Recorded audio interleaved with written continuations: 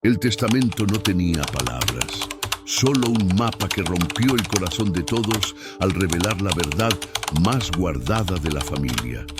¿Quieres descubrir qué escondía el patriarca? Suscríbete ahora. La noche en que el abogado abrió el cofre sellado en el sótano de la mansión, el aire se volvió pesado, como si los fantasmas del pasado hubieran estado esperando ese preciso instante para salir a la luz.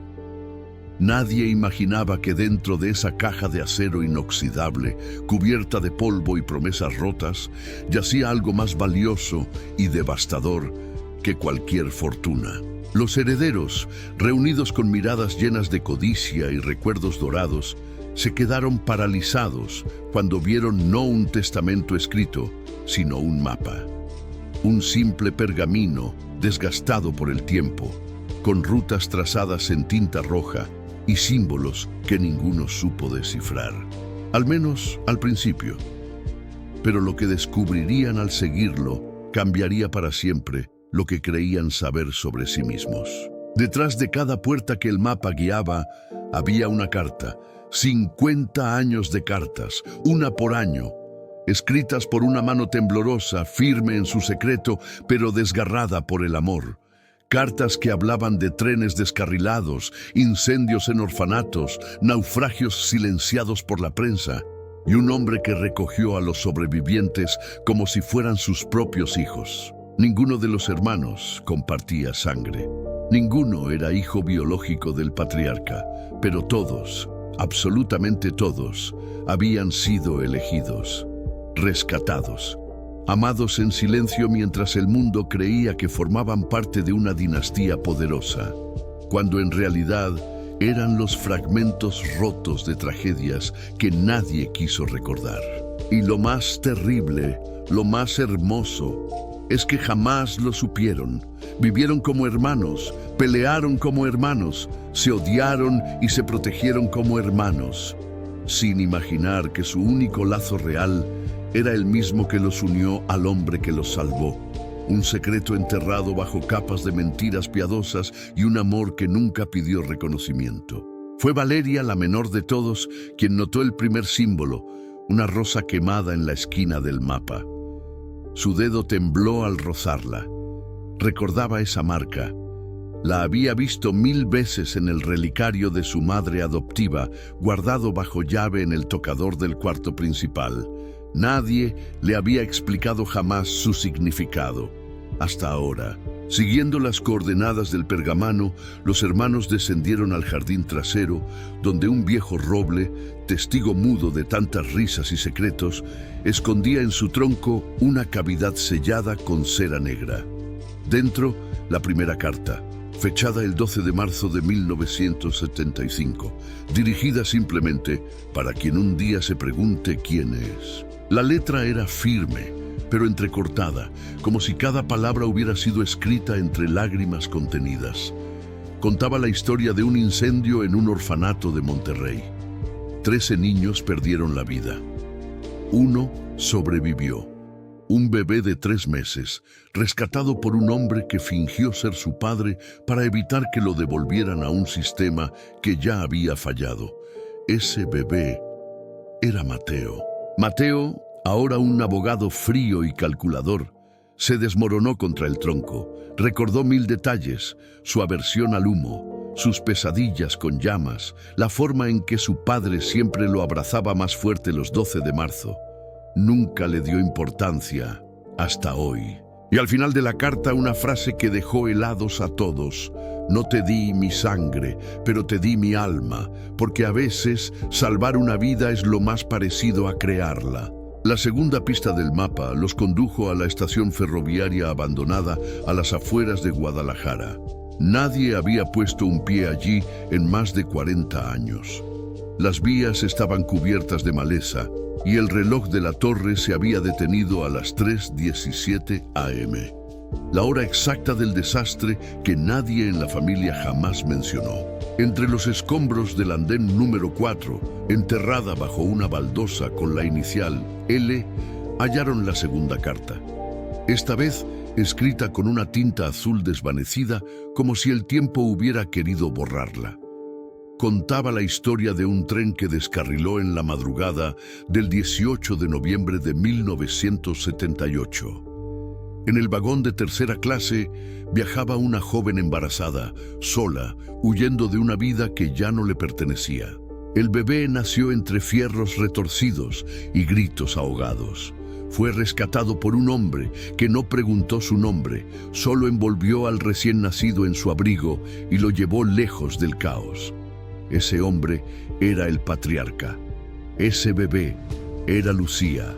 Lucía, la poeta melancólica de la familia, siempre se sintió como un fantasma entre los suyos. Decía que su corazón latía fuera de ritmo, como si perteneciera a otro tiempo. Ahora entendía por qué.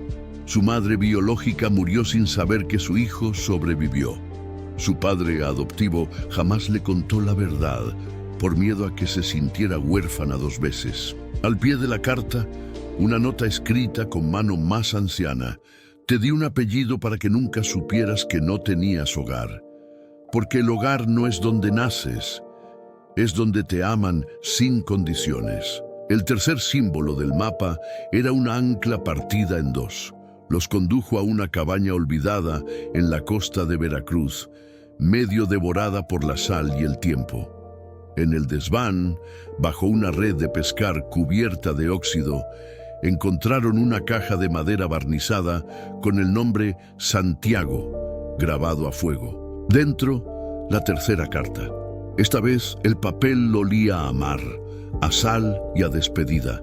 Contaba la historia de un barco pesquero que zarpó en 1981 y nunca regresó. No fue un naufragio común, fue un encubrimiento. El barco llevaba migrantes ilegales escondidos en la bodega. Cuando la tormenta los hundió, el gobierno lo declaró pérdida de carga. Nadie lloró a los desaparecidos, excepto un hombre que nadó entre los restos hasta encontrar a un niño aferrado a una tabla.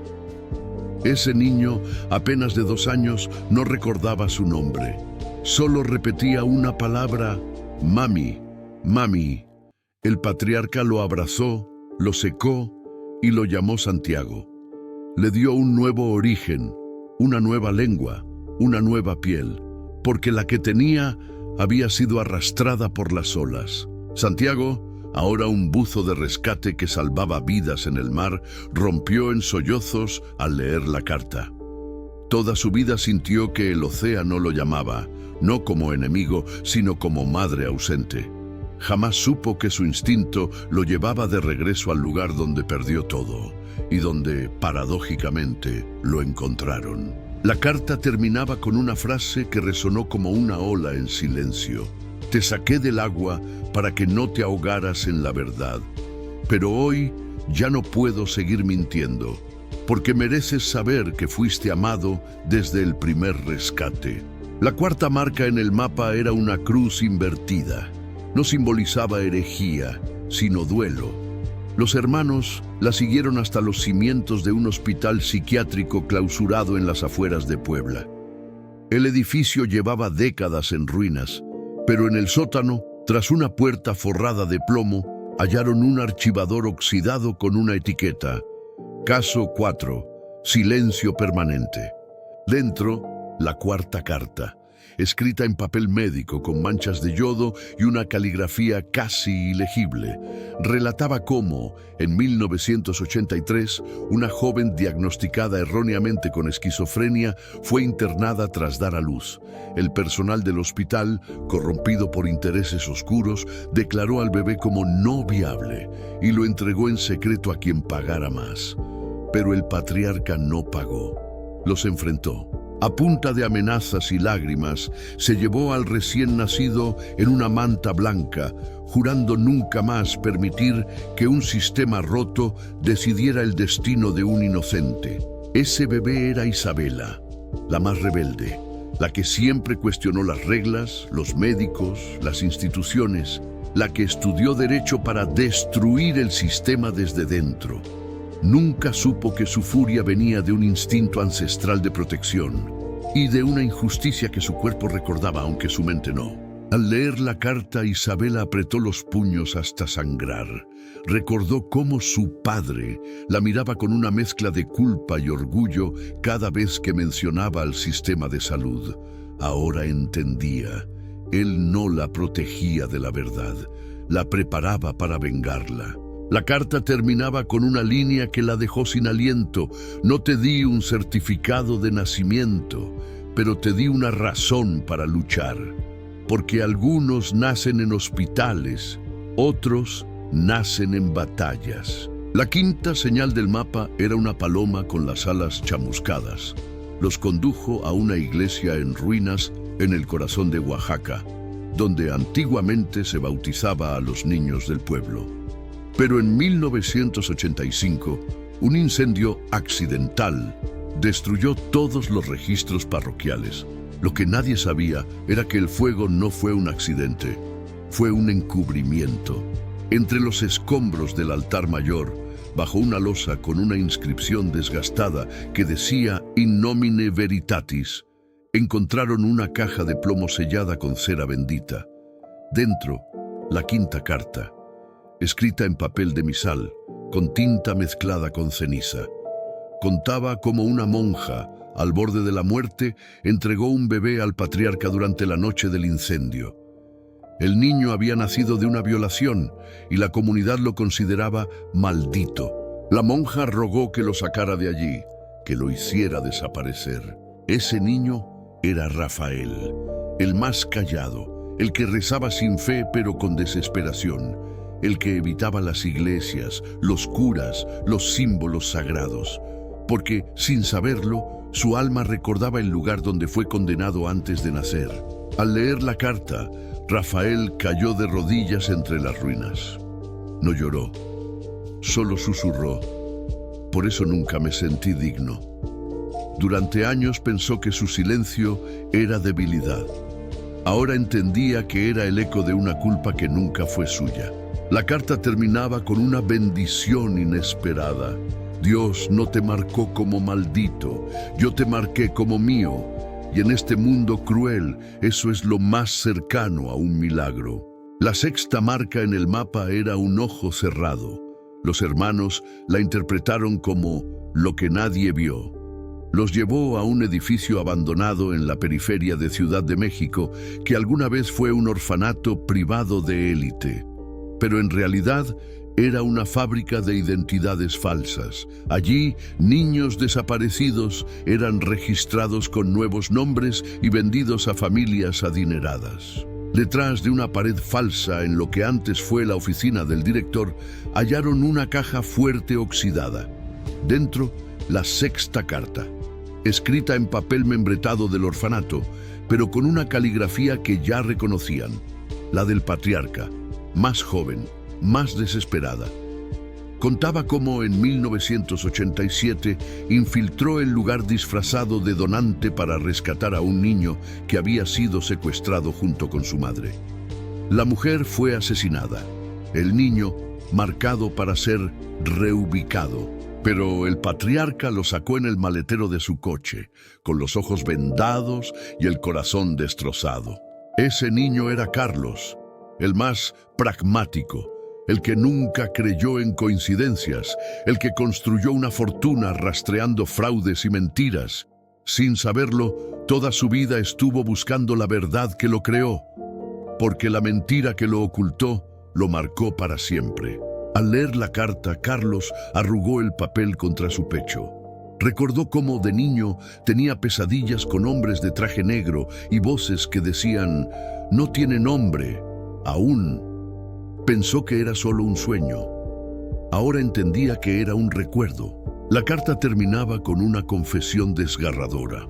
Te di un nombre nuevo no para borrar tu pasado, sino para darte un futuro donde no fueras una mercancía, sino un hijo. El símbolo final del mapa no era una imagen, sino una palabra escrita en griego antiguo, aletheia, verdad.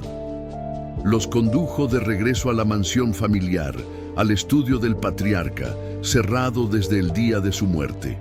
Allí, detrás del retrato que todos creían era solo decoración, encontraron una caja de ébano forrada en terciopelo rojo.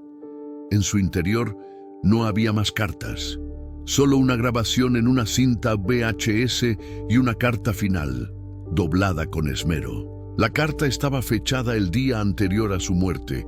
La letra temblaba, como si cada palabra fuera un último aliento. Decía: si están leyendo esto, significa que el mapa los guió, que los secretos ya no me pertenecen, que ustedes son lo suficientemente fuertes para cargar con la verdad y conmigo. Contaba cómo, tras perder a su esposa y su hijo biológico en un accidente de coche en 1970, juró que nunca más permitiría que la tragedia se llevara a un inocente sin que alguien lo amara. Así empezó su cruzada silenciosa: buscar a los niños huérfanos de desastres, crímenes y olvidos y darles un hogar. No por lástima, por amor, por redención. Y luego, la confesión más conmovedora: ninguno de ustedes es mi hijo biológico, pero todos son mi legado, porque el amor no se mide en ADN, sino en las noches en vela, en las mentiras piadosas, en los secretos guardados para proteger un corazón que ya había sufrido demasiado.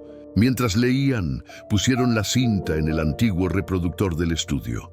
Apareció el rostro del patriarca, más frágil, con los ojos llenos de lágrimas. Hijos míos, si me escuchan, sepan esto: no los elegí porque necesitaban un padre. Los elegí porque yo necesitaba hijos, y ustedes me salvaron a mí. Los hermanos permanecieron en silencio durante horas. No hubo gritos, no hubo acusaciones, solo el peso abrumador de una verdad que, en lugar de destruirlos, los unió de una forma que jamás habían experimentado. Por primera vez, no se veían como rivales por una herencia, sino como sobrevivientes de la misma tormenta, rescatados por la misma mano. Uno por uno, comenzaron a recordar las pequeñas cosas que nunca entendieron. ¿Por qué el patriarca nunca celebraba su cumpleaños biológico, sino el día en que los encontró? ¿Por qué insistía en que todos aprendieran a nadar, a correr, a defenderse, como si supiera que el mundo era peligroso? Porque cada noche los miraba dormir como si temiera que desaparecieran. La mansión ya no era un trofeo, era un santuario. Cada habitación, un refugio construido con amor y miedo. Cada retrato, una promesa silenciosa de que jamás los abandonaría, ni siquiera después de muerto.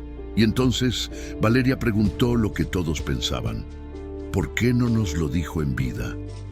Mateo, con la voz quebrada, respondió: porque sabía que si nos lo decía, nos pasaríamos la vida preguntándonos si éramos amados o solo rescatados. Quiso que sintiéramos el amor primero y la verdad después. En ese momento, comprendieron que el verdadero testamento no estaba en el mapa, ni en las cartas, ni en la cinta. Estaba en cada abrazo que les dio, en cada mentira que guardó, en cada noche que veló por ellos. Porque el mayor legado de un padre no es lo que deja, es lo que construye en el alma de sus hijos. Justo cuando creían que ya lo sabían todo, Lucía notó algo en el reverso de la última carta. Una nota escrita en tinta invisible, revelada solo bajo la luz ultravioleta de una linterna del estudio. Decía: hay un octavo hermano. Lo siento, no pude salvarlo, pero su historia está enterrada conmigo. Atónitos, revisaron los archivos personales del patriarca. Entre sus pertenencias más íntimas hallaron un diario que detallaba un intento fallido. En 1989 rescató a una niña de un terremoto en Armenia, Colombia, pero murió en sus brazos antes de poder darle un nombre. La enterró en secreto en el jardín de la mansión, bajo el roble donde encontraron la primera carta. Nunca habló de ella, pero cada primavera dejaba una rosa blanca en esa tierra. Esa niña era la octava alma que el patriarca intentó salvar, la única que se le escapó. Y ahora los 7 hermanos entendieron por qué el roble nunca daba frutos, porque sus raíces crecían alrededor de un ángel sin nombre. En un acto colectivo de amor y redención, los hermanos decidieron exhumerar los restos con dignidad, darle un nombre, esperanza, y enterrarla junto al patriarca. Porque si él los había amado como hijos, ellos honrarían a su hermana como tal. Y así, bajo un cielo que parecía llorar con ellos, los 7 hermanos, ninguno de sangre, todos de corazón, se dieron las manos alrededor de 2 tumbas, una que guardaba al hombre que los salvó y otra que guardaba al secreto que los unió para siempre. Porque en el fondo, la verdadera familia no se hereda, se elige. Si esta historia te partió el alma, imagina lo que viene. Cada semana destapamos secretos familiares que el tiempo intentó enterrar, pero que merecen ser contados. Dale like si crees que el amor verdadero no necesita sangre. Y suscríbete a Los Secretos de la Matriarca, porque en esta familia la verdad siempre vuelve. Hasta el próximo secreto.